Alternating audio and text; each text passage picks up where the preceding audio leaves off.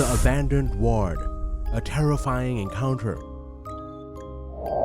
It all began when my friends and I decided to explore an abandoned hospital on the outskirts of town.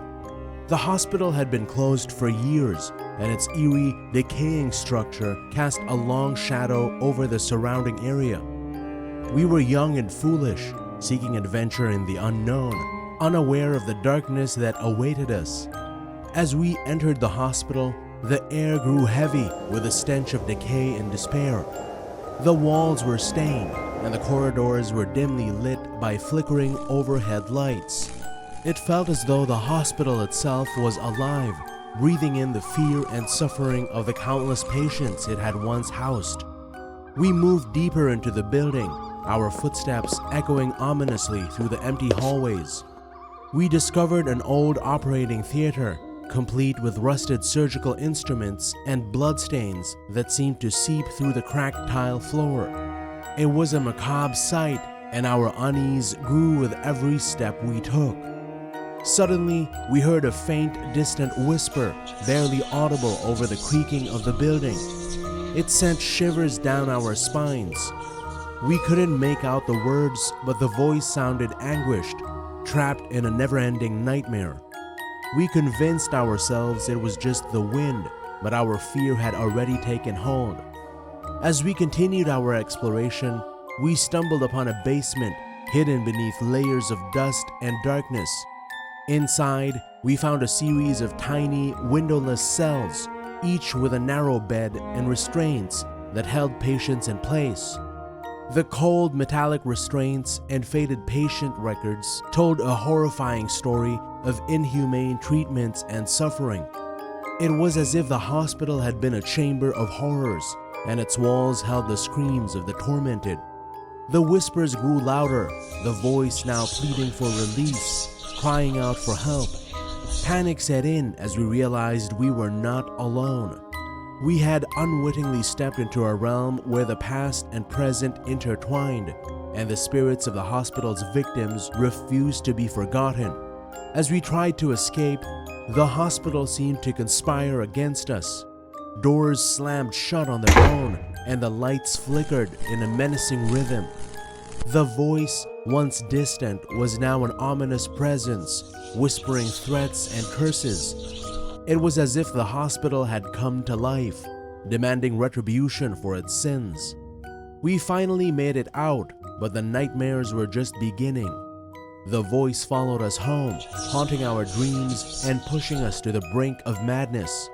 We learned too late that some places are best left undisturbed, for they hold dark secrets and vengeful spirits that can never be escaped. The Hospital Visitor. I was a nurse at a large hospital for over 20 years. I've seen a lot of strange and disturbing things in that time, but there's one story that still haunts me to this day. One night, I was working the late shift in the ICU. I was the only nurse on the floor, and it was relatively quiet. I was sitting at the nurse's station, charting my patients, when I heard a noise. It was a soft, knocking sound coming from the end of the hallway. I stood up and walked towards the noise. As I got closer, I could see that it was coming from a patient room. The door to the room was slightly ajar. I hesitated for a moment, but then I pushed the door open and stepped inside. The room was dark, but I could see the outline of a figure standing in the corner. "Hello?" I said. "Is anyone there?" The figure didn't answer. It just stood there, motionless. I took a step closer. "Can I help you?" I asked. The figure turned to face me. It was a woman. She was tall and thin, with long, dark hair. Her skin was pale, and her eyes were sunken. She smiled at me. It was a cold, empty smile. "I'm here to visit a patient," she said. "Which patient?" I asked. "I'm not sure," she said. "I've never been here before." I felt a chill run down my spine. "You're not sure which patient you're here to visit?" I asked. The woman shook her head. "No," she said. but I'll know when I see them. I took a step back. "I think you should leave," I said. The woman didn't move. She just stood there, staring at me with her cold, empty eyes. "I said leave," I repeated, more forcefully this time. The woman smiled again. "I can't do that," she said. "I have a job to do." I turned and ran out of the room. I slammed the door shut behind me and locked it. I ran back to the nurse's station and grabbed the phone. I called security and told them what had happened. A few minutes later, a security guard arrived and opened the door to the patient room. He stepped inside, but the woman was gone.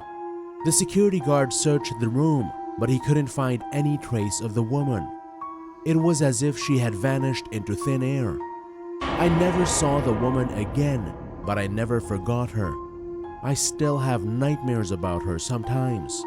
I don't know who she was or what she wanted, but I know that she was something evil. The Haunting of St. Agnes Hospital. Hey there, I've got a bone-chilling story to share with you, and it's all too real. It's an experience that still keeps me up at night, and I hope that by telling my tale, I can spare someone else from the terror I endured.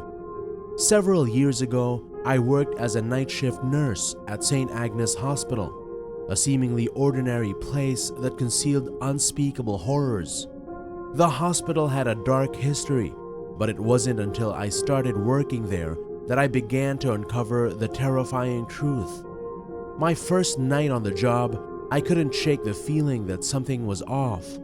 The hospital was eerily quiet, and the dimly lit hallways cast long, foreboding shadows.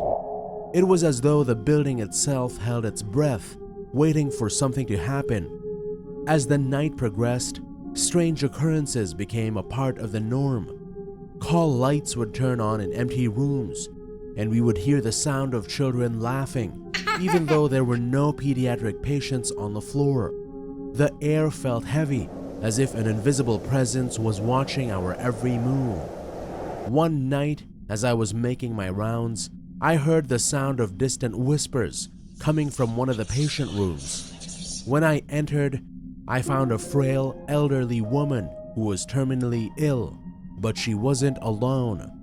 She was engaged in an unsettling conversation with an invisible entity, answering questions that I couldn't hear and speaking in a language I couldn't understand.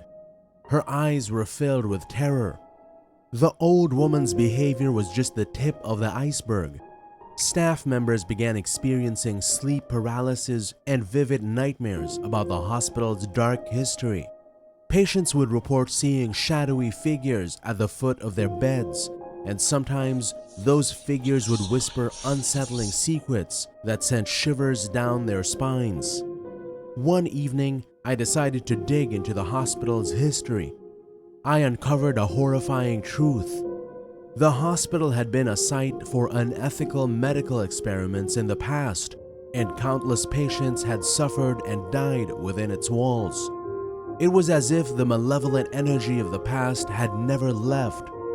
As I continued working my night shifts, the haunting incidents escalated. Mysterious scratches would appear on my arms, and the feeling of being watched never left. My colleagues and I were gripped by a paralyzing fear, and it became clear that the hospital was haunted by the tormented souls of its victims. One fateful night, as I was alone in the hospital's basement, the lights went out, and I was plunged into absolute darkness. I heard footsteps echoing towards me, and a frigid breeze sent a shiver down my spine. I could feel a malevolent presence drawing near, whispering my name with a chilling familiarity. That night was my breaking point. I quit my job and never looked back. St. Agnes Hospital remains a place of unspeakable horror, and I caution anyone who crosses its threshold to beware of the lurking malevolence that waits within its walls. The darkness that dwells there is all too real, and once it has its grip on you, there may be no escape.